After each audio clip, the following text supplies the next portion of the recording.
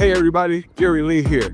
Hey, I just want to make sure that you all know, I came out to my car yesterday, wanted to get in it and go somewhere, it would not start. I'm saying, what's going on here?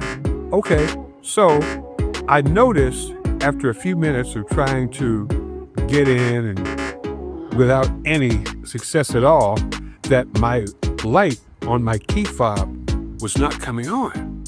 So what I did was I went back into my house and I have extra batteries for my transmitters. So I put a battery in, replaced it, came back outside, started right back up. So letting all y'all know that some of these cars that we have now, if the transmitter battery is dead, we can't start the car, we can't get in the car except with the key. And in my case, I don't have a key lock on my ignition switch that allows me to start the car without the key fob. See what your battery size or your battery type is. Order some extras so you can have them, because you never know. Anyway, I thought I'd share this with you all, and thank you for watching. God bless you. Hope to see you again soon.